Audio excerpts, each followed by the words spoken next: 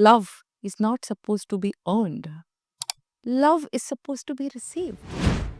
That I have a type, right? I have a choice, I have a type. So what do you think, what when people say that, what it tells about their psychology? Someone showing up day in, day out. Big green flag. What is love for you? Someone who communicates, expresses, acknowledges, validates you consistently again. Big green flag. Inconsistency is the biggest red flag.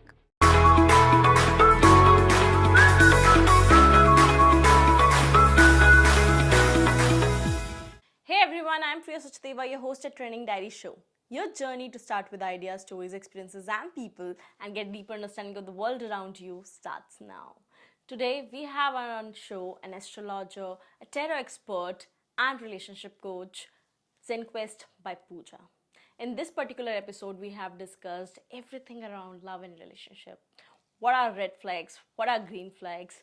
How to be a better communicator in relationship and to avoid toxic patterns, and how to make your relationship healthier than ever. With that said, before tuning in, make sure you subscribe to this channel. Lots of you who listen to this podcast have never subscribed or followed us on Spotify, iTunes, or any other platform that you're listening to. So make sure before tuning in, you subscribe to the channel and share to the person you think it can add value to, because your support helps us to bring better people, better stories, and better conversation on the show. Now, tune in. Hi Pooja, welcome to Training Diary Show. Thank you so much for having me here, Priya.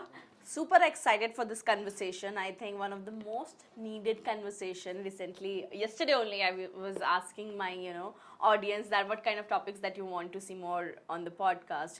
So someone said love and relationship. So here we are. They manifested it so well. Yeah. Pooja, you have worked with a lot of successful people in your life. In every area, every area, every aspect of their lives, except love. So, what's the common pattern that you see? Well, good question. While there are no specific patterns, because every individual comes with their own individuality and their own aspects and their own viewpoints about love. And I wish love had a formula.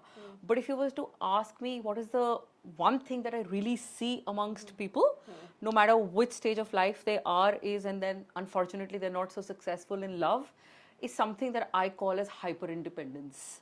What's happened is that they're super successful, they are super used to being independent. The survivor mode is full on. Success is like a full armor they're wearing, and it's all completely badass and out there, and they're so used to being themselves and doing everything and always in flight mode or in fight mode or in survival mode, that independence that gets developed, I think, is the biggest deterrent I see in a lot of people, which stops them from having happy successful relationships, or possibly lesser success or no success in love. I don't want to be so dramatic. So, before jumping more into this conversation, don't want to be so dramatic. But what is love for you? प्यार क्या है? What is love for me?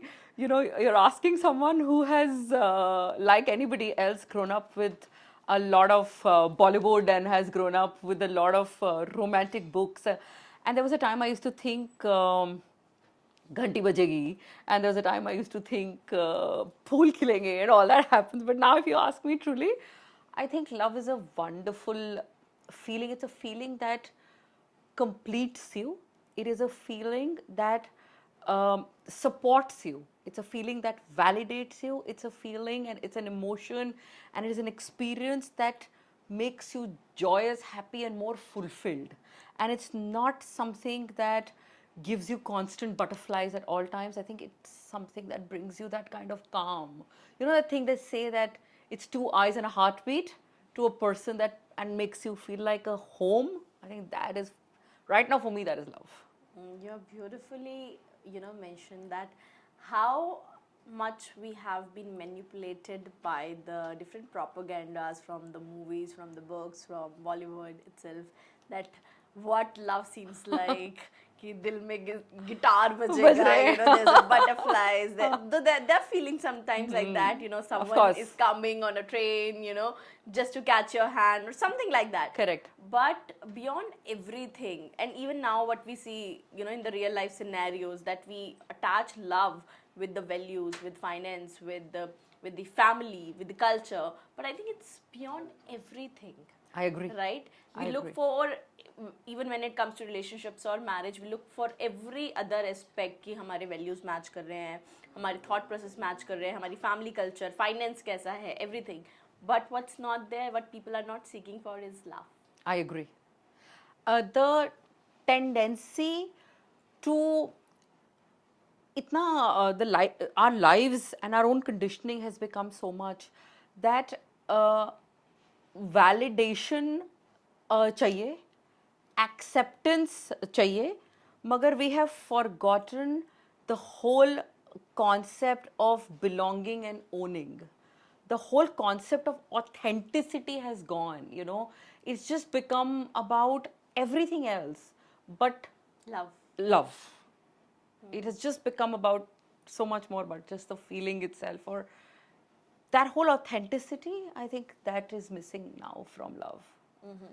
Also, when, you know, whenever we are into relationship or we look forward to be into a relationship, हम एक generally एक चीज बोलते हैं that I have a type. Right? I have a choice. I have a type. So what do you think? What, when people say that, what it tells about their psychology, their persona? Whenever I hear this word, I have a type. This is he's or she is my type or not my type, or they are my type or they are not my type. For me, if I have to summarize this in brief, I think it's code for I need familiarity over safety.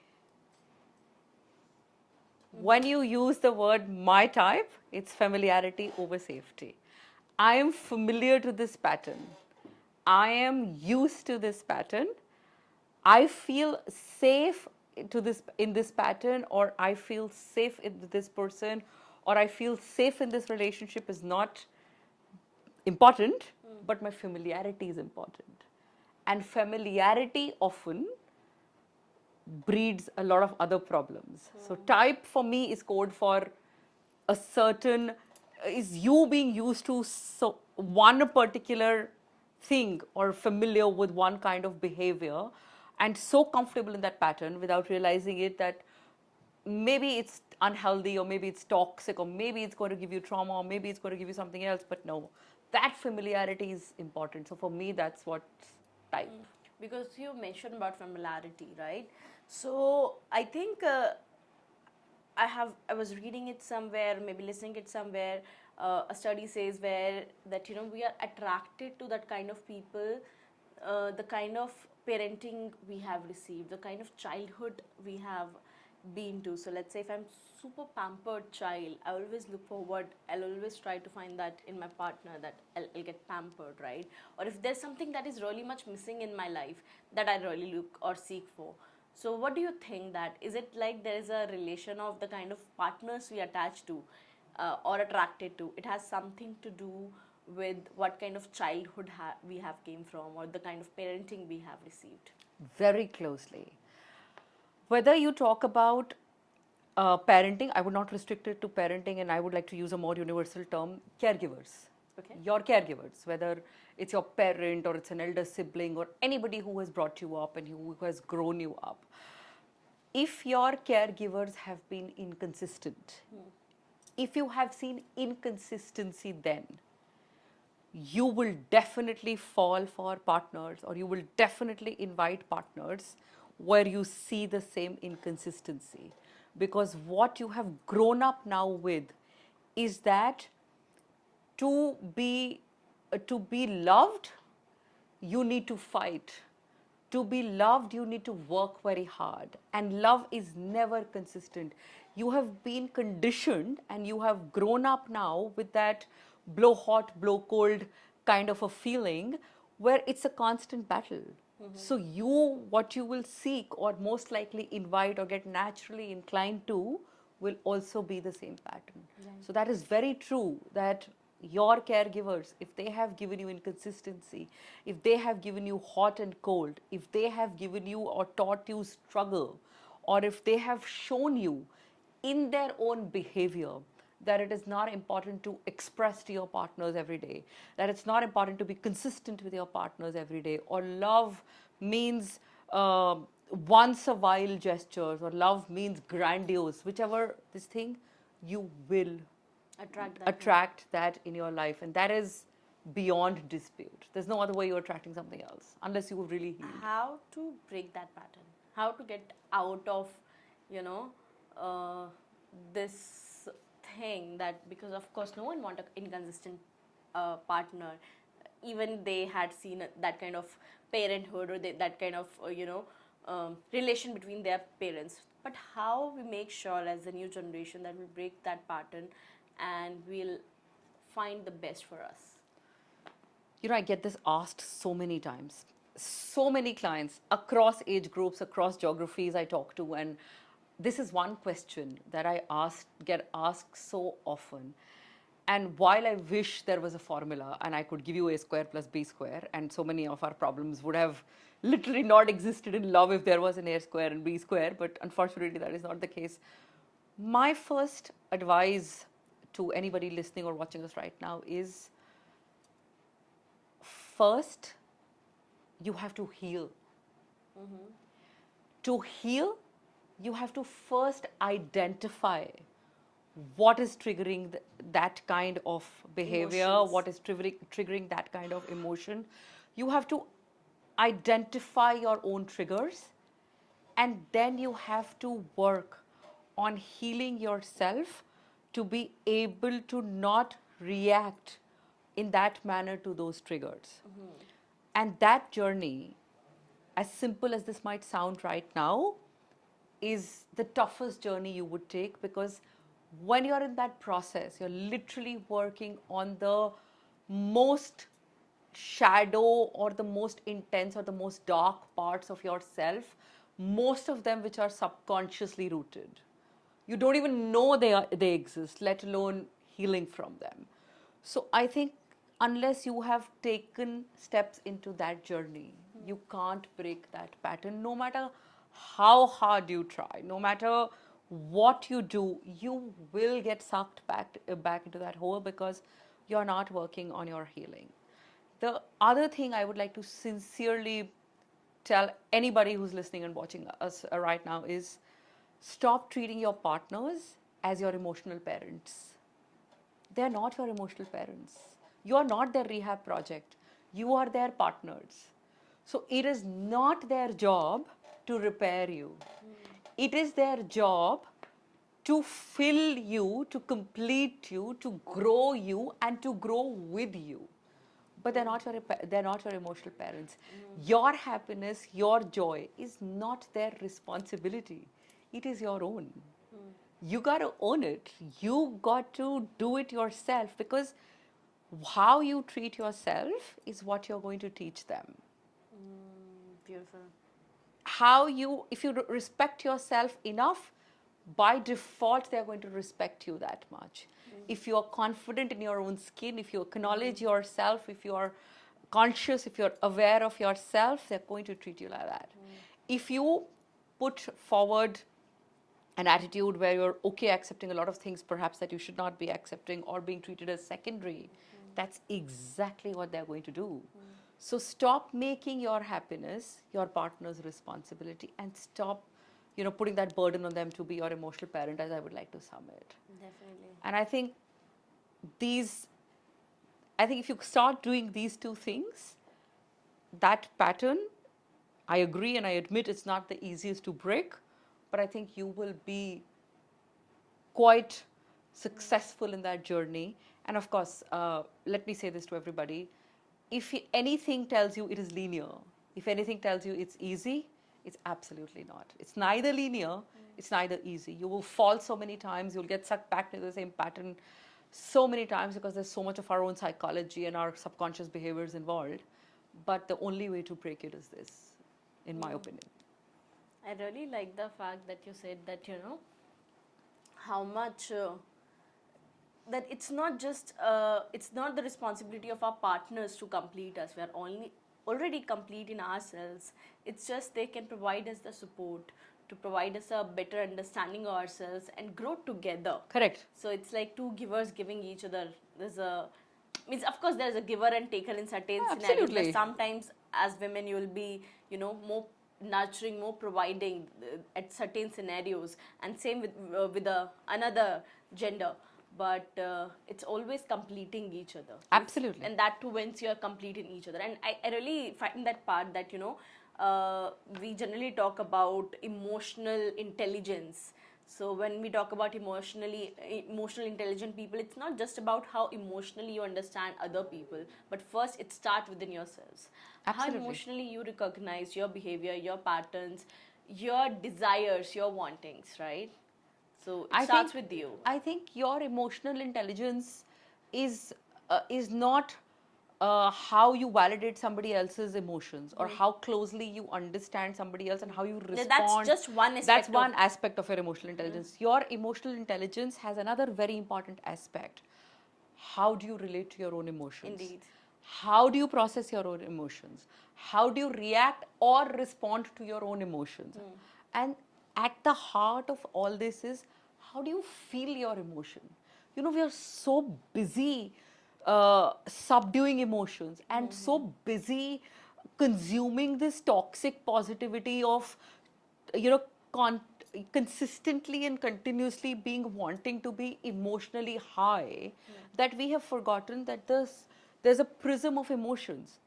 Every emotion needs to be felt and processed. Right. You can't operate on one end of the prism and forget the other end of the prism. You see, Right. that is where the problem is. Right. And you see, it's that emotional EQ or that emotional intelligence has to start here first. Here. And I'm not being philosophical. It's all human psychology at the end of the day, also. I mean, not just philosophy. So, yeah. I don't know, I should ask. This would be a very subjective question to ask.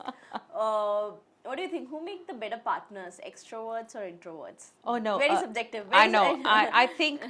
I think it is unfair to categorize your partners into extroverts or introverts, or to be extroverts will be a better partner or introverts will be a better partner.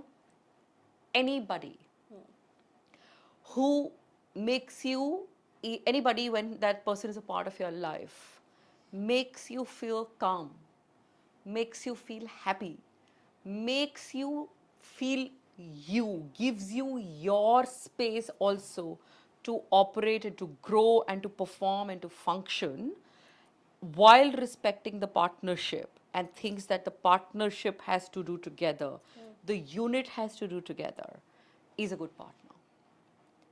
Anybody who brings the partnership on board, that partnership needs to not make you overthink. That partnership needs to make you be peaceful. It's what is being said, is what is being understood, is what is being done, is being reciprocated. I think a partnership that is of that kind is a good partner. Whether you're an extrovert, whether you're an introvert, whether you're one type of personality, whether you're another type of personality, or whatever, or whichever zodiac sign, or whatever it is in the whole cosmos, is does not define a good partner and a bad partner or a not so good partner.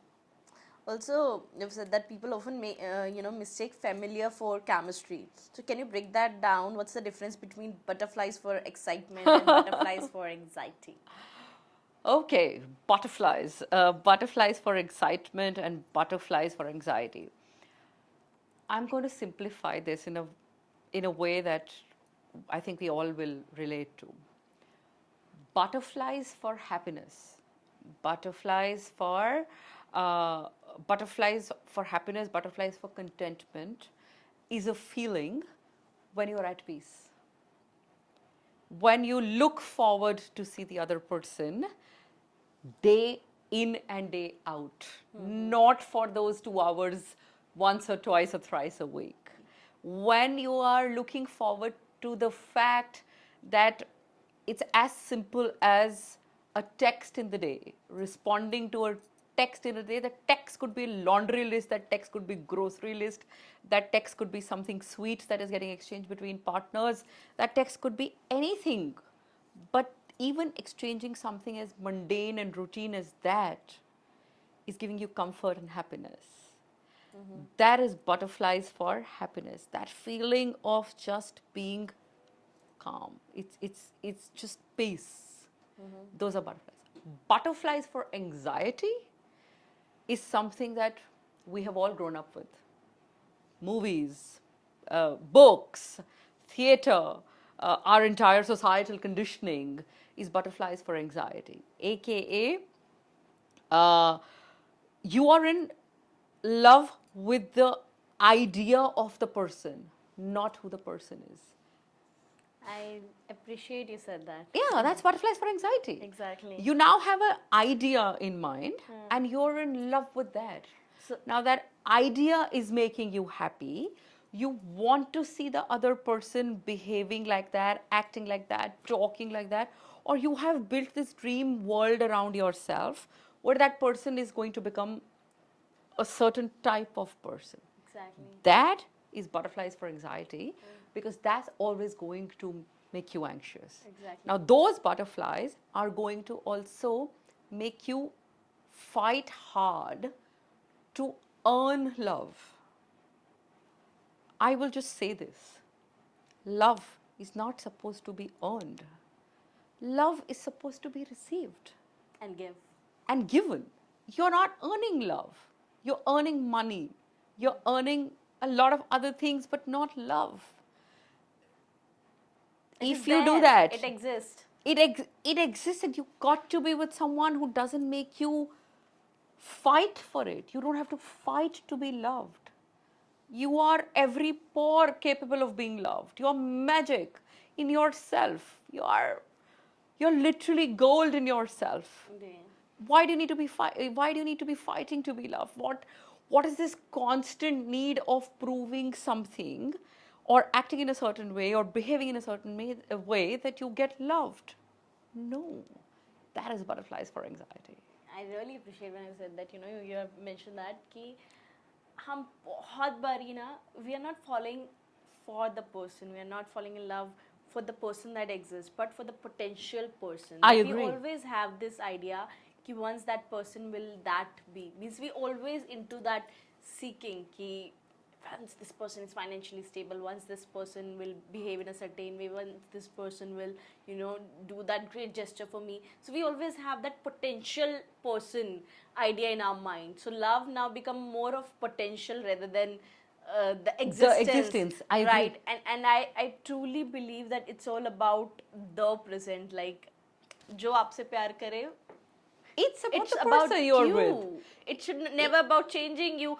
Of course, there's a growth, there is a changing everything, but it should accept you in every way, in your good, bad, in your raw, in your most seep form, every way, right? I completely agree. See, that is the whole thing right now.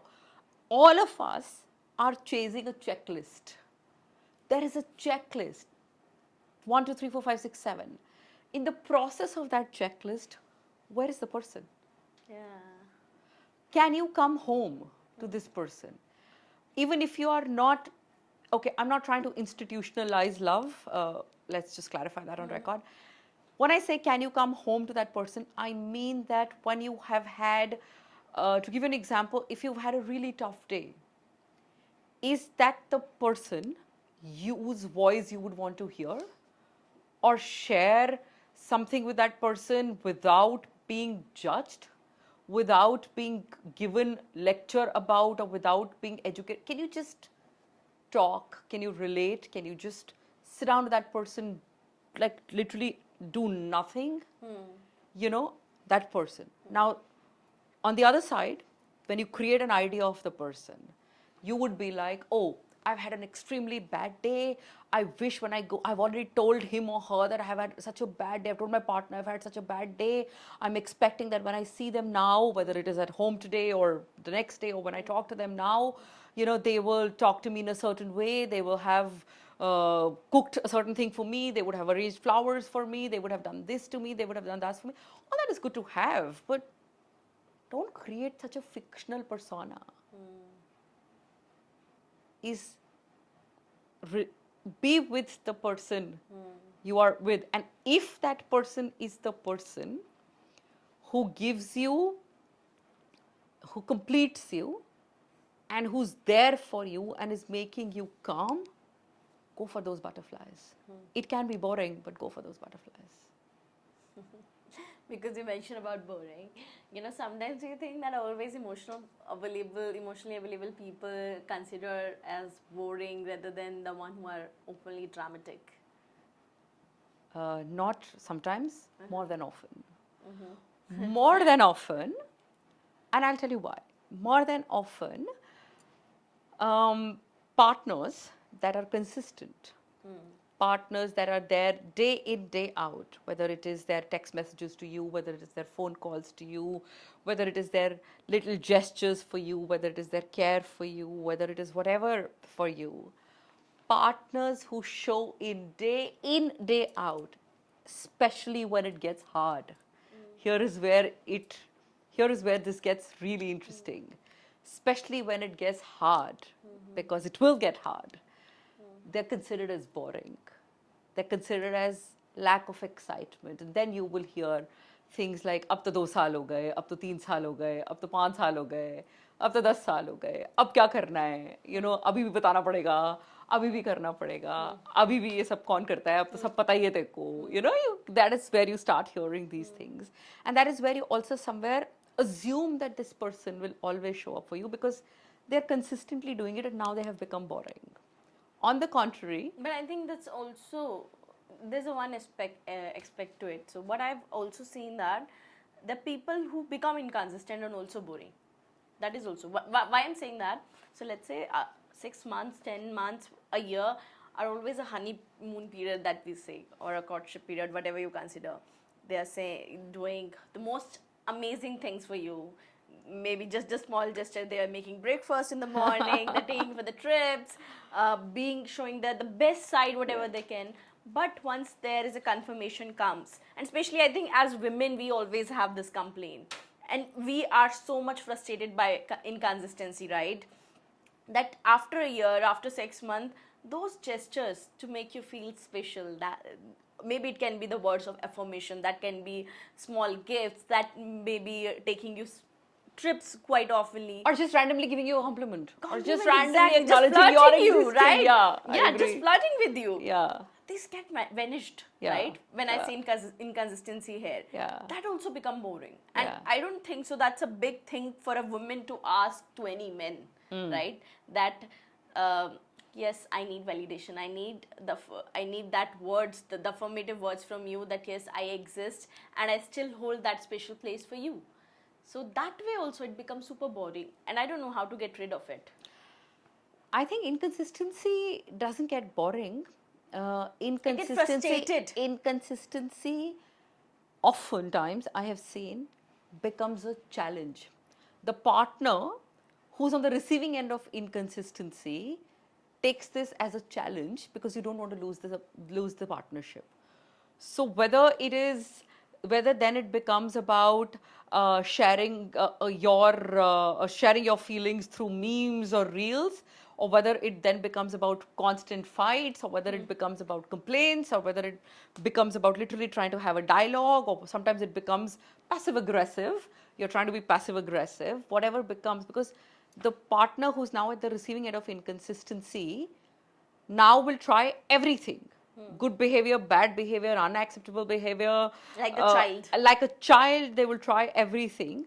Whatever gets rewarded out of these will be something that now that partner has been told, or in their heads it has been registered that this is getting rewarded. This is working now. So they start operating in that way because that worked this time. Now eventually, over a period of time, that is also going to fail. You will have to come up with something else before you finally reach that stage where you are so exhausted that you one day just silently get up and walk away or walk out. That inconsistency has not gotten boring. that inconsistency first became a challenge for you, which should have never happened. Then that challenge certainly started having levels. Takeshi's Castle, level 1, level 2, level 3, level 5, level 10. And with every level, the complexity is increased. With every level, the nuances changed. With every level, here is a new requirement that has to be met one way or another. And that has, in the whole process, exhausted you physically, emotionally, and mentally to a point that now it's not inconsistency anymore. Now it is that you have just decided that it's not worth it. The writing has been on the wall for a very long time. The day you accepted level 1 challenge was the day the writing was on the wall, that you're going to just silently get up and walk away.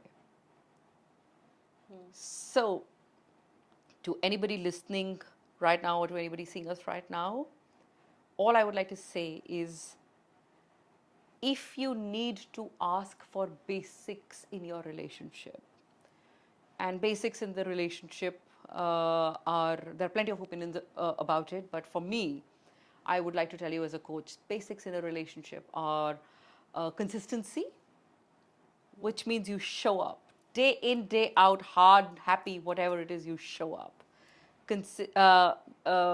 Basics in love is validation and reassurance, which covers every small aspect of your daily life.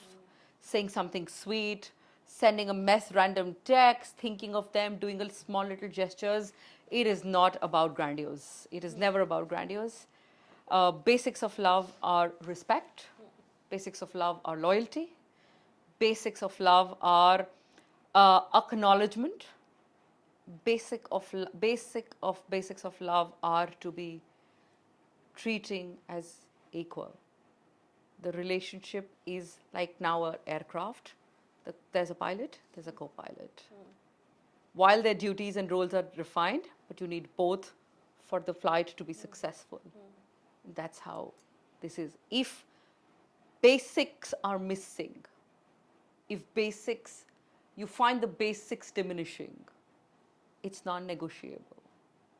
That is where you need to understand whether you want to accept that inconsistency, whether this is something that is acceptable to you, whether you're okay standing at this point of time, a point or place in your relationship, or whether you choose your health, emotional, mental, and physical. You choose your happiness. You choose you and say, I am every worthy of love, and I'm not going to be made to feel smaller or having to shrink in to fit somebody else. And so this is not acceptable for me. I wish both of us good luck, but I guess we are not for each other. This is the time to get apart. This is the time to either see whether a mutual dialogue is solving it, and mutual dialogue has to be followed by a lot of hard work from both sides, a lot of understanding from both sides. And somehow I've always seen this, the writing on the wall is very clear very early. True. It's all this time. We just don't want to accept it. But also, because you mentioned about the mutual dialogue, right? I think communication is a very key aspect of any successful relationship, I should say. I agree. Whether it's friendship or the relationship, love relationship. With that said, now we live in the era where we express lots of things via emojis, via memes, right? We send reels to each other, and now this has become our love language. Correct. That's how we express love. So we are losing those words, those dialogues where we can literally express ourselves, process the emotion, and really say what we feel for that person, what we really have, either complaints or the acknowledgement words. So what do you think? How we can be better as a generation? We can better at this, away from the emojis, away from the reels that we send to our people.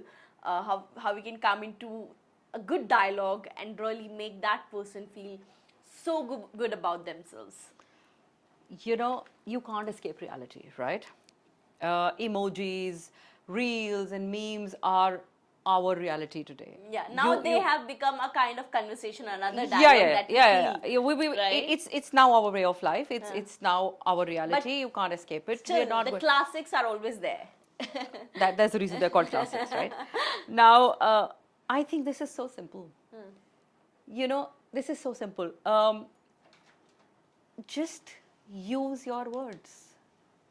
Whatever language you associate with, just use your words and say it, or write it and send it. It's as simple as that. You know, I- I- that is the whole issue. We have gotten so used to the idea of creating the pressure. Actually, let me use that word. The pressure of communication has become so unrealistic that now we have to think about expressing whatever is your authentic style of expression, no matter what gender you associate with or you don't associate with. But as an individual, you have an authentic and individual style of communication. Right. Words, written or spoken, Expressions. expressions, use that. End of story. End of story. Whether your style is to say, I love you, in as many words, I love you, or whether your style is to say, how's your day going? Or I just, random call, 5 minutes call, I just had 5 minutes thought, I just wanted to talk to you, or whatever your style is, just be authentic. Why is there so much pressure? I've seen couples coming to me, and that's a fact. Chat GPT is writing their text messages to each other, Yeah, I know. and then they ask me, where is the problem? You have to now think about talking to your own partner. You know, I get people come to me and tell I me, think many of us will start dating AI apps in near future. no, there are No. people already doing it. There No are AI offense, apps, characters that but people are I dating. myself is someone who spend more time in talking to AI tools because being into content, I cannot Yeah, run that, of right? course, of course. So I think more than my partner, my people, my friends, I spend lots of time talking To them. AI, And yeah. another factor is the observing for sure. Of course. But yeah. But I mean, I get couples on my in my coaching rooms, and they're telling me, I'm so scared that if I call him or her or whatever, call them right now, and tell them this, it's going to be an argument. So what? Argue. Find the root cause of argument. Identify that. Kill that from the bud. But don't try to be who you are not in your communication. Your partner is going to sense it in one little go that this is not you. So you want to be politically correct and not authentic. And then you want a peaceful, successful relationship. Let's just say this all one more time so that we can realize how ironical this is. Right? Right. You want to be politically correct, aka who you are not, whether in your words, whether in your actions, whether in your gestures, whether in your expressions. You want to be somebody else. But in turn, you want a partner's response which is authentic, and you want the relationship to be calm, happy, and peaceful. How is that going to work? Sure. How is that really going to work? How are you expecting that balance to come? My simple advice, please keep your individuality, your authenticity alive and express. Whatever that expression mode is, express. You can't be talking like someone else and expecting this to be authentic. But even if it is emojis, even if you're sending your partners emojis, use the emoji you want to send. Use the emoji that you are relating to in that moment. Do not copy paste that 4 emojis. Laugh, heart, and all. Right? And don't Google up. Don't Google. This is so funny. We're having this conversation. This is coincidental. Last week, I was coaching someone, and this gentleman tells me, I copy pasted the emoji she sent me on Google and asked Google what do these emojis really mean? And I'm listening, and then he's saying, Google told me what these emojis really mean, and what is she trying to say? So I responded. I then Googled back with the emojis I wanted to reply back, saying, asking Google, and then also revalidating it in ChatGPT, that is this the appropriate response to the emojis? And then finally, after the whole process, I replied back to the message. It took me so much time because I was between things to reply back. And I said, what happened? After that, and here's the fun part, and he's telling me, after that, one, she was upset that I took so much time in responding to 4 emojis. Two, the meaning I thought those emojis will land, it landed completely something else. So now I am fighting a battle that I didn't even create. I said, well, my friend, you did create that battle. You did, you know? Right. So, yeah. I think this. How simple it would be Yeah, if you the could just simple- type the words you were feeling or the expression that you were feeling Exactly. and not Googling and chat GPTing all I your think way. it would just take you 10 seconds extra to, literally type those words, right? And the simple things that we forget to do in any relationship is to ask, really I ask agree. for it. Please Right? ask. Please, your partners are not mind readers. Right, Ask. exactly. Counting down, you work with lots of people in their 20s and 30s, and now we are living again in an era where we are completely surrounded by lots of dating app culture, right?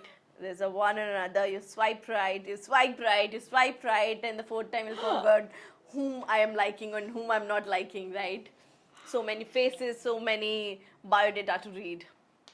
So what do you think? How, and in that scenario also we are missing that commitment, right? Because we are always seeking कि कोई एक और अच्छा option available होगा, फिर दूसरा उससे अच्छा option होगा, तीसरा और अच्छा आएगा, right? So we are always into that confusion, and we are wandering from one or other place.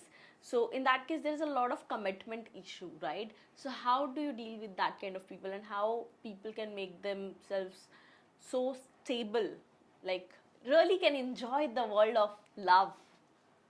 Okay. Dating apps are modern day reality again. There is no escaping it. Uh, it's now a reality that has been created, and we are all going to live in it. So, I think I wouldn't say the problem with dating apps. There is no problem with dating apps. They are a means to possibly find and explore love. There's no problem with I dating think the apps. founders have created with this purpose that they want to help people to find Find love, love right? They and connect explore people. love or explore whatever they are Yeah, looking Bumble's for. founder would have never wanted that, probably people will fall into that trap of not being committed, right? I don't think They- anybody any Exactly. founder would have thought so. But anyways, so coming back to dating apps, I think with dating apps, what is happening is, and I'll be choosing my words very carefully here. With dating apps, what is happening is that uh, there is that desire to constantly look for something else. You constantly want more options. You constantly want to see more and more of what is out there. And in that whole process, you have put on the back burner or completely forgotten what you want. Because now you are chasing options.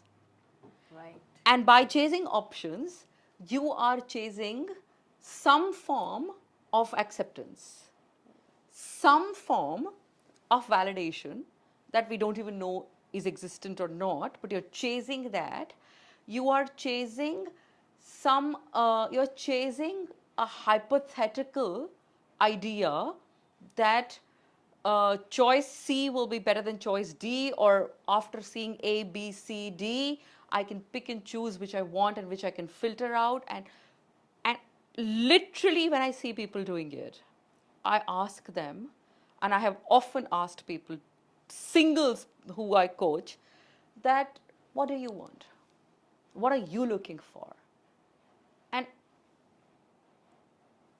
99% when I ask them this question, especially to people who are just in this ecosystem of dating apps, there is a silence of a couple of minutes because now they have to step back and think, what do I want? I have seen people staring at me like they're staring at a wall because now I've literally asked them something that they forgot. So when now you have been sucked so much into that ecosystem, or you have been influenced so much into that ecosystem, you have literally neglected, forgotten, what do you want? Imagine, should you have, were you to reverse it, which means at any and all times you are fully cognizant of what you want in the person you are interacting with, or the kind of people you would like to interact with on a dating app. What is acceptable to you? What is not acceptable to you? Imagine operating from that clarity and then being on a dating app. Beautiful. There would be very different perspective, and the more easy your, what you want becomes. Exactly. You need to know what you want. You need to be confident of acceptable things that are acceptable, habits or communication or type or whatever that is, that or that person you want to explore a relationship or explore whatever it is that you're wanting to explore, whether it's just intimacy or whatever it is. You need to know what is acceptable to you and what is not acceptable to you. Intimacy also is not the same for you, for me, or for anyone else. True. We have our own do's and don'ts when it comes to that. It comes to the kind of person the kind of person we identify with is also very different. It's very individualistic. Keep that at the center. Once you have kept that at the center, what you have now done is you have moved with authenticity. You're taking your authentic self out there and saying, this is what I want, this is what I relate to, this is what works for me, this is where I am currently on my path, and so I will only explore or converse or kind of look for people who are in the similar bracket. So you are also saving the other person that much chase or that rat race or that feeling of disappointment. So in a way, you have respected yourself, most importantly, and you have also respected the other person. Right. You are not going to interact with someone who's not, who you don't find relatable, and that saves so much of heartburn to both of you, to you also. You're also not roaming around being absolutely disappointed and disgruntled, saying nothing, all this is hoax, or whatever it is. True. So, what are the red flags that you think most people ignore or make a comfort zone with? I think we oftenly talk about, as Gen Zs, there is a red flag or the green flags. So what are the red flags that you have seen most oftenly, the people you have worked with? This is one of my favorites. I will say this as I will speak on this as a coach, but also someone who has been there, done that.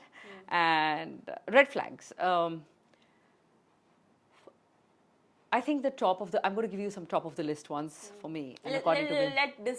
List it down. What are the red flags that one oftenly finds and what they should ignore, and then we'll elaborate. Just Okay. list it down quickly. In my opinion, inconsistency is the biggest red flag. You can't be hot and cold. Not happening. Inconsistency is the biggest red flag.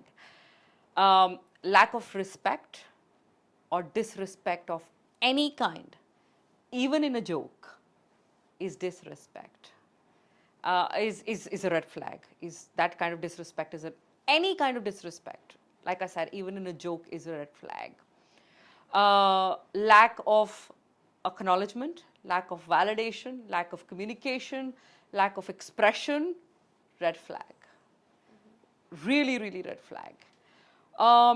Forcing the other person, forcing your partner to all the time adapt to you, forcing or expecting your partners to to a very big extent to be not just adapting to you but to only do things that you like.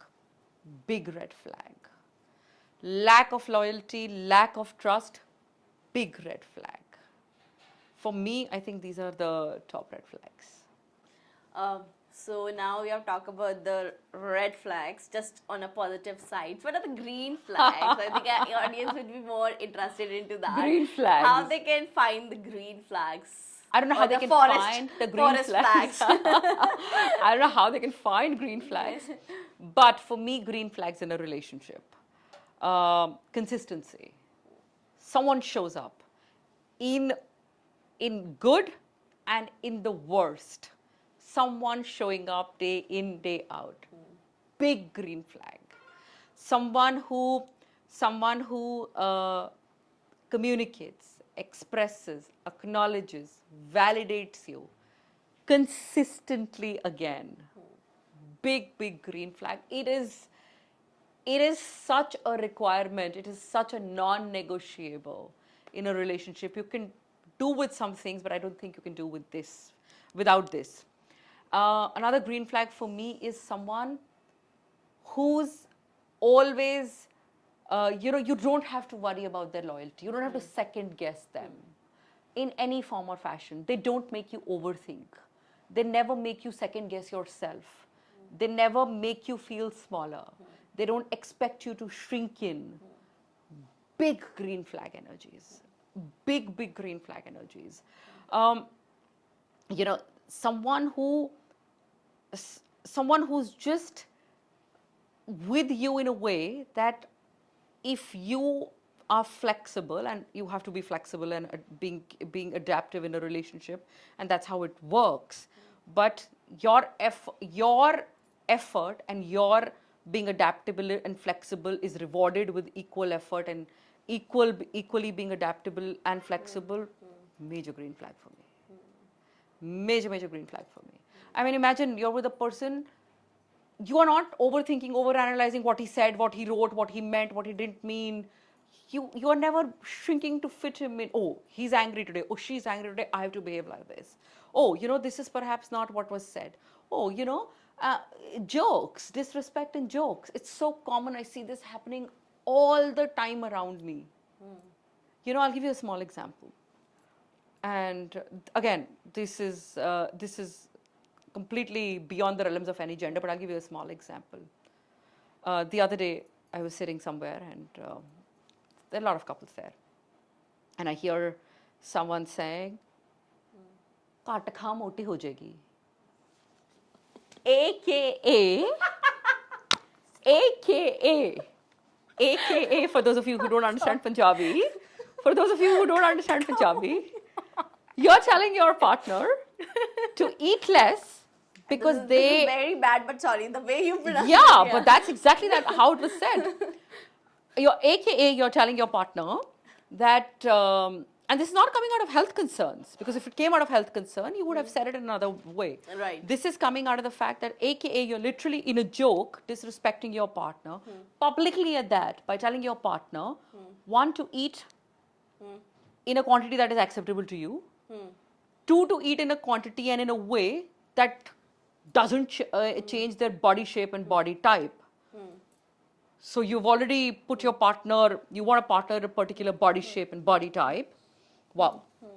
Person is not enough, body shape, body type is enough.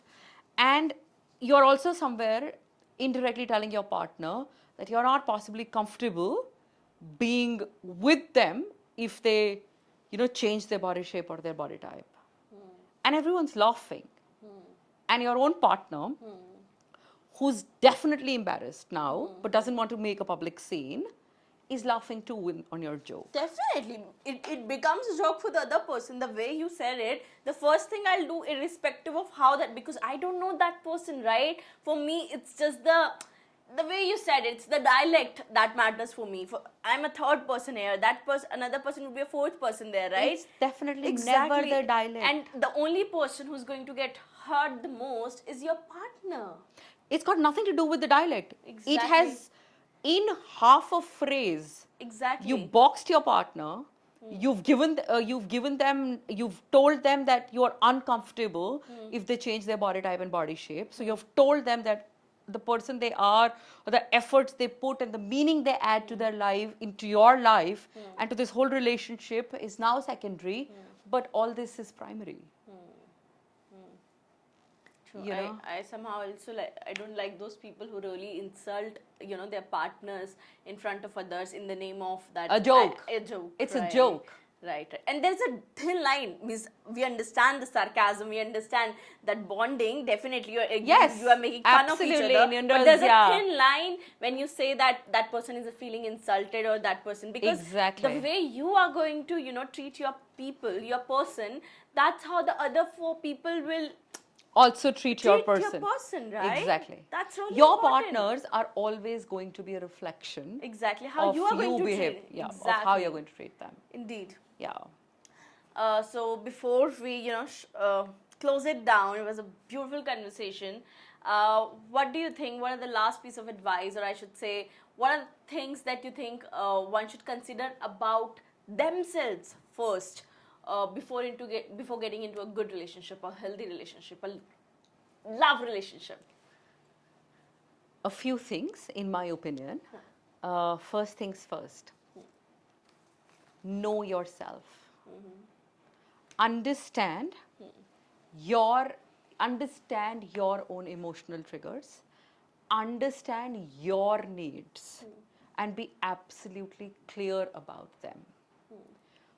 Move with authenticity, show up with authenticity. You have absolutely no responsibility of fitting into somebody else's reality, or fitting into somebody else's individuality. First thing, when you do this, that is you not just loving yourself and acknowledging yourself, that is you respecting yourself, and that is you respecting the other person enough to tell them, right now, this is who you are, and they will get what they see. Own your emotions, own your authenticity, own your not so strong areas, acknowledge what triggers you, and don't accept that from day zero. The other thing, before anyone chooses to go into a relationship, in my opinion, is be very clear about your expectations from the relationship. Whatever it is, those are your expectations. Please be very clear about it. Absolutely clear about it. There has to be no ambiguity here. No ambiguity. No ambiguity there.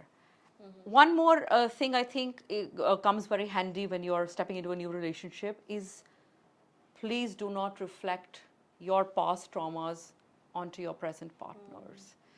Whatever happened in your past, which is mostly traumatic or hurtful sometimes, or whatever it is, you have learned your lessons. That should have grown you up. You could have become a different person, a better person, a more evolved person.